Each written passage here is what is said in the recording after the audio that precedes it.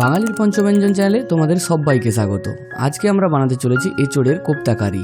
তো আমি সর্বপ্রথম একটা প্রেসার কুকারের মধ্যে আলু এবং এঁচোড়টাকে কেটে ওখানে সিদ্ধ করতে দিয়েছিলাম এবং এখানে আমি একটা প্যানের মাধ্যমে একটা এলাচ, একটু দারুচিনি এবং কয়েকটা লবঙ্গ নিয়ে এবং কিছুটা জিরে অ্যাড করে সেটাকে ভালো করে ফ্রাই করে নিচ্ছি, কারণ এটার বানাবো মশলা যেটা আমি ব্যবহার করব এই রান্নাটাতে। সো এখানে আমার প্রায় পুরো রেডি এবং দেখতে পাচ্ছ এখানেও আমি অলরেডি সেদ্ধ কমপ্লিট হয়ে গেছে। এখানে কিছুটা লবণ আমি পরিমাণ মতো অ্যাড করছি এবং লবণটা অ্যাড করা হয়ে গেলে তোমাদের এখানে অ্যাড করতে হবে কিছুটা হলুদের গুঁড়ো এবং কিছুটা লঙ্কার গুঁড়ো। তোমরা এখানে স্বাদ মতো লঙ্কার গুঁড়ো অ্যাড করো, কারণ তোমাদের যতটা পরিমাণ ঝালের প্রয়োজন ঠিক ততটা পরিমাণই এখানে লঙ্কার গুঁড়ো ব্যবহার করবে। এবং এখানে আমি অ্যাড করছি কয়েক চামচ বেসন এবং এই বেসনগুলো তোমাদের এটা ভাজার জন্য খুবই হেল্প করবে। তো তোমরা লাস্ট অবধি দেখতে থাকো কেমন কি স্টেপগুলো এখানে আমি করছি, সবগুলো ভালোভাবে আইডিয়া চলে আসবে। এখন যে মশলাটা আমি করে রেখেছিলাম, ওটার গুঁড়ো করে রেখেছিলাম, ওই গুঁড়োটা এর মধ্যেই অ্যাড করতে হবে এবং পারলে কিছুটা ধনে গুঁড়ো অ্যাড করে দিও। এটা চাইলে অপশনাল হিসাবে রাখতেও পারো। এবং এখন আমি অ্যাড করছি কিছুটা আদা বাটা এবং কিছুটা রসুন বাটা। এবং যখন এটা অ্যাড হয়ে যাবে তখন তোমাকে এটা ভালো করে মেখে ফেলতে হবে। ভালো করে না মাখলে এটা বল তৈরি হবে না, তো তাই কারণে এখানে ভালো করে এটাকে মেখে ফেলতে হবে। দেখতে পাচ্ছ আমি ধীরে ধীরে করে, এটা গরম ছিল তো একটা চামচের মাধ্যমে এটা পুরোটা মেখে ফেলছি। এবং যেহেতু এটা প্রেসার কুকারে সেদ্ধ করা, তাই এটা খুব নরম হয়ে গেছে এবং তোমাকেও সেম নরম বানিয়ে ফেলতে হবে। এখানে আমি কিছুটা অ্যাড করছি কর্নফ্লাওয়ার। তো তোমরা কর্নফ্লাওয়ার না থাকলে নাও অ্যাড করতে পারো, আবার যদি বাড়িতে বানাচ্ছ তো কর্নফ্লাওয়ার যদি অ্যাভেলেবেল না থাকে তো কর্নফ্লাওয়ারটাকে স্কিপ করতে পারো। এখন আমি এটাকে পুরোটা ভালো করে ডিওটা মাখিয়ে ফেলছি এবং দেখতেই পাচ্ছ তোমরা অবশ্যই মাখাটা কেমন হয়েছে। এই মাখাটাকে এবার ছোট ছোট বলের আকারে এটাকে তৈরি করতে হবে এবং দেখতে পাচ্ছ কিছুটা করে তোমাকে মাখা কাটতে হবে এবং একটা ছোট্ট বলের শেপ এখানে দিয়ে দিতে হবে। এই বলগুলো এরপর ফ্রাই করতে হবে। তো ফ্রাই করার আগে তোমাকে বলগুলো বানিয়ে ফেলতে হবে। তো আমি এখানে বলগুলো বানাচ্ছিলাম এবং এরপর দেখতে পাচ্ছ এখানে কড়াইয়ের মধ্যে একটা তেল দিয়ে দিচ্ছি এবং এই তেলের মধ্যেই পুরো ফ্রাই করা স্টার্ট করব। যতগুলো বল এখানে বানানো হবে সেই বলগুলোকে ভালো করে ফ্রাই করে ফেলবো। তো তোমরা দেখতে পাচ্ছ এখন একটা একটা করে অ্যাড করতে হবে সব বলগুলো এবং ধীরে ধীরে করে এটাকে মিডিয়াম আঁচে এটাকে ফ্রাই করতে হবে এবং ততক্ষণ ফ্রাই করতে হবে যতক্ষণ না এটা ভালো হয়ে ফ্রাই হয়ে যাচ্ছে।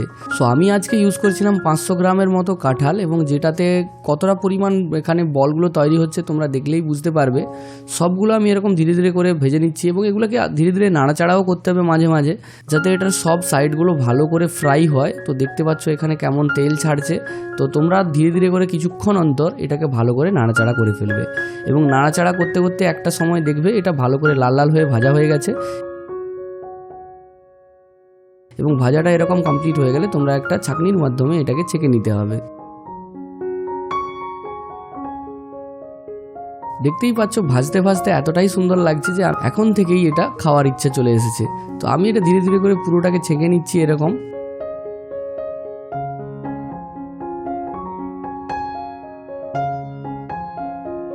এরপর কেটে রাখা আলুগুলোকেও ওই সেম কড়াইয়ের মধ্যে সেম তেলে আমি এটা ভেজে নিচ্ছি এবং এটাকেও ডিপ ফ্রাই করে তোমাদের ভেজে নিতে হবে যাতে আলুগুলো ভালোভাবে সেদ্ধ হয়ে যায়। তো তোমরা দেখতে পাচ্ছ এখানে আমার আলু ভাজা কমপ্লিট হয়ে গেছে অলরেডি। এটাকেও আমি একটা ছাঁকনির মাধ্যমে ভালো করে ছেঁকে তেলটা ঝাড়িয়ে আমি আবার রেখে দেবো এবং তেল এখানে ঝাড়ানো কমপ্লিট হয়ে গেলে তোমাদের দেখাবো কতগুলো বল এখানে তৈরি করেছি। দেখতেই পাচ্ছ এখানে আলুগুলো কীরকম করে ভেজে ফেলেছি এবং এখানে কতগুলো বল এখানে তৈরি হয়েছে ওই কাঁঠালের বল। তো তোমরা দেখতেই পাচ্ছ। তো সিম্পলি এরকম ভেজে নেওয়ার পর তোমাদের আবার একটা কড়াইয়ের মধ্যে কিছুটা পরিমাণ সরষের তেল অ্যাড করতে হবে এবং ওখানে কয়েকটা মশলা অ্যাড করতে হবে। এখানে অ্যাড করতে হবে একটা এলাচ এবং কয়েকটা লবঙ্গ। এরপর তোমরা এর মধ্যে দিতে পারো পেঁয়াজের কুচি এবং টমেটোর কুচি, যেটা তোমরা মশলা স্টার্টিংয়ে ব্যবহার করতে পারো এবং এটাকে ভালো করে নাড়াচাড়া করে নিতে হবে কড়াইয়ের মধ্যে। আমার কড়াইটা যথেষ্ট হিট ছিল তাই আমি সঙ্গে সঙ্গে এটাকে খুব ভালো করে নাড়াচাড়া করে ফেলেছিলাম এবং এখানে কিছুটা পরিমাণ আমি লবণ অ্যাড করব। স্বাদ মতো লবণই দিও, কারণ অলরেডি যে ডিওগুলো ভাজা হয়েছে ওগুলোতেও অলরেডি লবণ দেওয়া আছে। এখানে আমি কিছুটা অ্যাড করছি আদা বাটা এবং আদা বাটাটা অ্যাড করার পর তোমাদের আবার ভালো করে এটাকে মেখে ফেলতে হবে। তোমরা চাইলে একসাথে আদা এবং রসুনের পেস্ট ব্যবহার করতে পারো, আমি এটাকে আলাদা আলাদা করে ব্যবহার করেছি। তো সেম পদ্ধতি তোমরা যেটা চাও সেটা তোমরা ফলো করতে পারো। তো এখানে আমি অ্যাড করে ভালো করে এটাকে আবার নাড়াচাড়া করে নিচ্ছিলাম এবং দেখতেই পাচ্ছ তেল ছেড়ে আসছে এবং মাঝে যদি প্রয়োজন হয় তো তোমরা কিছুটা পরিমাণ জল অ্যাড করতে পারো এবং জল অ্যাড করে এটাকে আবার ভালো করে মাখিয়ে ফেলতে হবে। এবং জল ভালো করে মাখানো হয়ে গেলে তোমরা কিছুটা পরিমাণ লঙ্কার গুঁড়ো কিছুটা হলুদের গুঁড়ো ব্যবহার করে নেবে।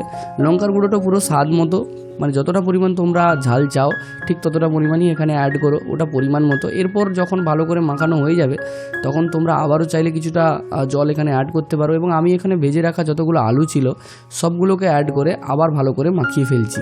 আলুগুলোকে প্রথমেই দিতে হবে, এখন তোমরা এই বলগুলোকে অ্যাড করো না। যদি এখন অ্যাড করো তাহলে বলগুলো ভেঙে যেতে পারে এবং ওগুলো পুরো জলটাকে টেনে নিতে পারে প্রথম থেকেই। তো এখানে আমি কিছুটা পরিমাণ বেশি জল অ্যাড করব, কারণ অলরেডি জলটা ফুটবে এবং ফুটা কমপ্লিট হয়ে গেলে ঠিক নামিয়ে ফেলার ঠিক কিছুক্ষণ আগে দেখতে পাচ্ছ জলটা ফুটছে। এই নামিয়ে ফেলার কিছুক্ষণ আগে আমি ওই বলগুলোকে একটা একটা করে অ্যাড করব। দেখতে পাচ্ছ আমি অ্যাড করার প্রসেসটা দেখিয়ে দিচ্ছি তোমাদের।